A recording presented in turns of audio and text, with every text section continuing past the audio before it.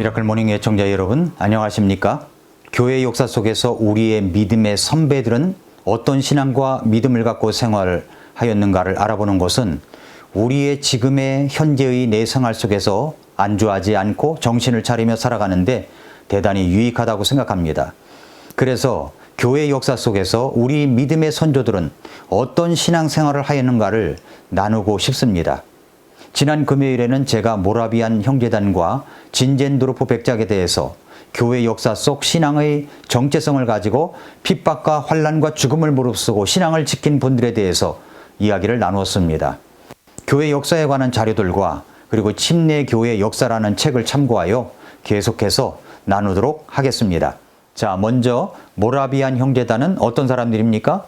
윈스턴 살렘에 있는 트리니티 모라비안 교회 홈페이지에 가보면 모라비안을 소개하는 글이 있는데 모라비안이 누구인가를 기록하고 있습니다.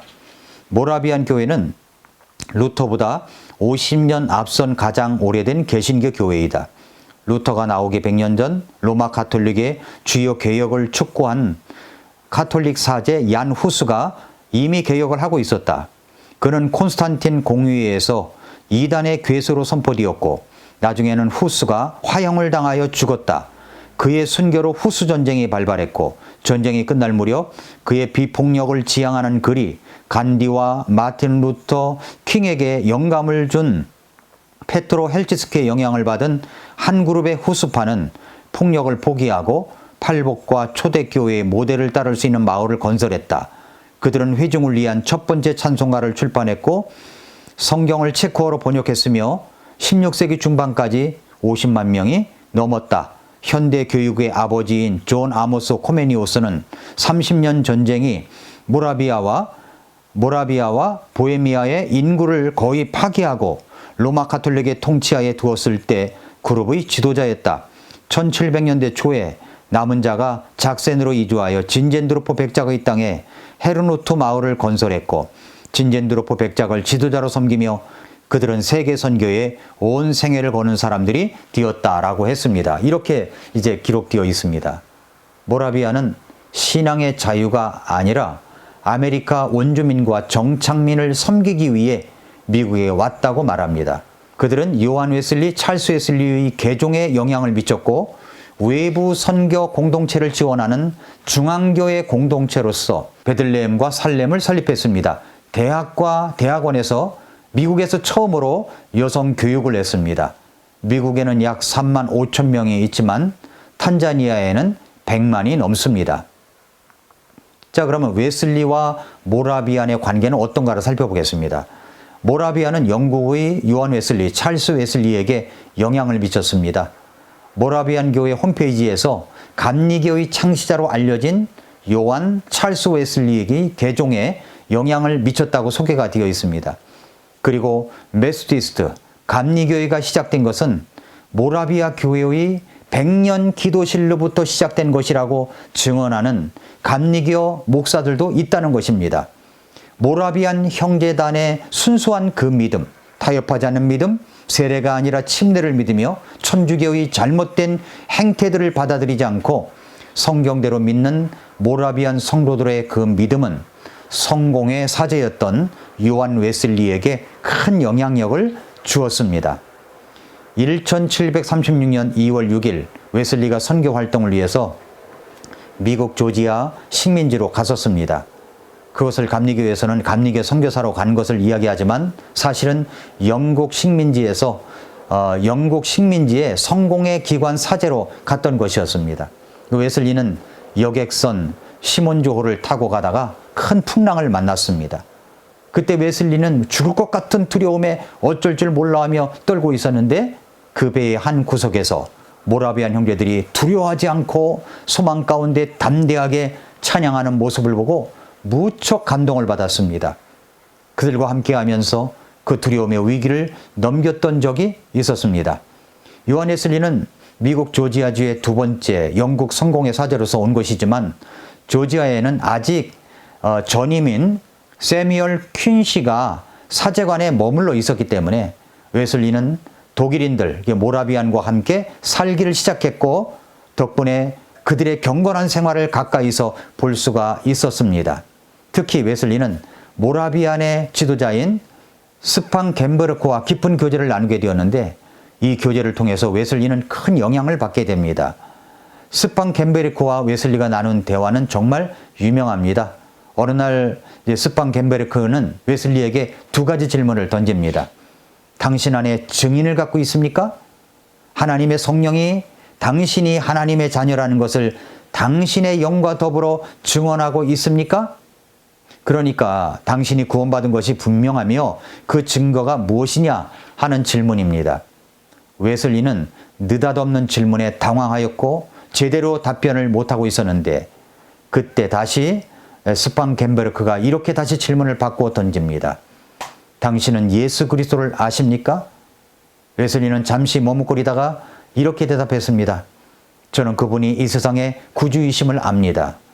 그러자 스팡 갬버르크는 재차 질문을 던졌습니다. 바로 그분이 당신을 구원하셨다는 것을 알고 계십니까? 그러자 웨슬리는 이렇게 대답했습니다. 그분이 저를 구원하기 위해 죽으셨기를 바랍니다. 이렇게 대답을 했습니다. 웨슬리는 이날의 대화에서 큰 충격을 받았고 자신의 일기에 그저 의미 없이 내뱉었다고 적었습니다. 웨슬리는 이 대화를 통해서 자신이 하나님의 자녀라는 확신을 갖고 있지 못했다는 것을 깨닫게 됩니다. 그리고 스팡 갬버르크와 모라비안들이 보였던 믿음의 확신에 아주 감탄을 하고 감동을 받았습니다. 1738년 웨슬리가 영국에 돌아왔을 때까지도 사실은 구원의 확신이 없었습니다. 1738년 1월 24일의 일기에 이렇게 적었습니다. 나는 인디언들을 회심시키기 위해 아메리카에 갔었다. 그러나 나를 구원할 자는 누구인가? 2월 1일자 일기에는 다른 사람들을 회심시키려 아메리카에 간 나 자신은 하나님께로 회심한 일이 없으니 어찌된 일인가? 나는 진노의 자식이요 지옥의 후사이다 라고 적었습니다. 이런 갈등을 겪고 있을 때 영국과 아메리카에서 활동하는 독일인 모라비안 선교사인 피터 볼러를 만났습니다. 웨슬리는 빌러와 급속도로 친해졌으며 많은 대화를 나눈 후에 빌러는 웨슬리에게 이 말로 간절히 권면합니다. 형제여, 내 형제여, 당신은 당신의 철학을 깨끗이 버려야 합니다. 웨슬리는 이 말을 이해할 수가 없었습니다. 웨슬리는 이 믿음을 어떻게 얻을 수 있느냐고 묻자 빌러는 회개하고 예수 그리스도를 구주로 받아들이는 그 믿음 얻기를 구하라고 했습니다. 그 믿음은 어느 한순간에 주어지는 것이로서 전적으로 하나님께서 값없이 주시는 선물이다 라고 했습니다. 웨슬리는 빌러와의 대화를 하면서 자신이 갖지도 못한 신앙에 대해 설교하는 것을 그만둬야 되지 않는가 라고 말을 했습니다. 그러자 빌러는 이렇게 권면했습니다. 믿음을 얻을 때까지 믿음에 대하여 설교하십시오. 그리고 그 믿음을 얻게 되면 그 얻은 믿음을 가지고 설교하십시오.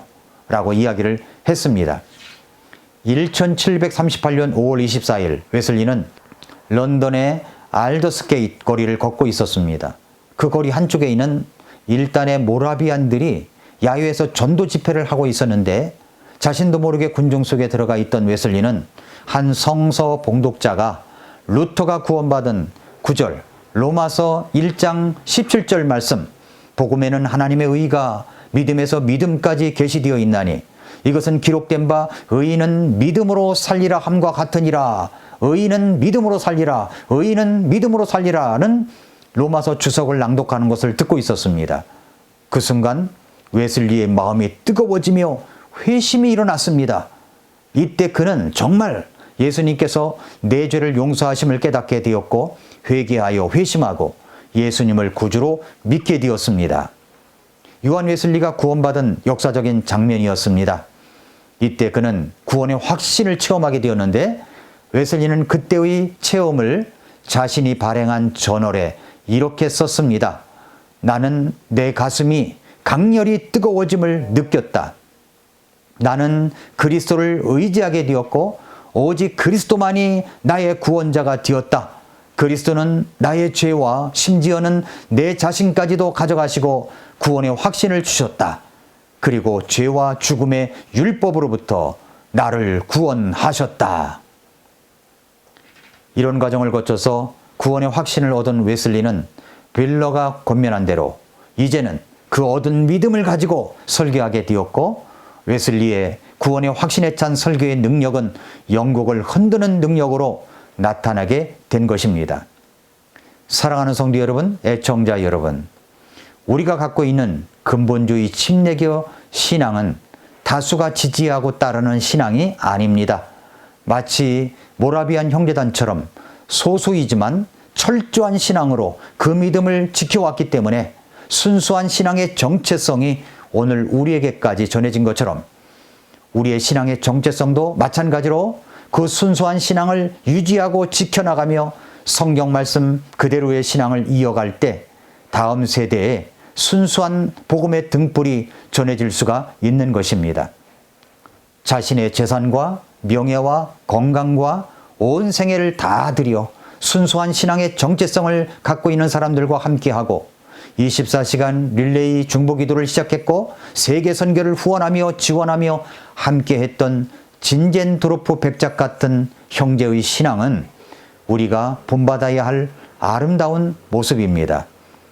진젠도르프는 그렇게 신앙과 세계 선교의 열정을 갖고 살아가다가 1760년 5월 9일 열병으로 죽었습니다.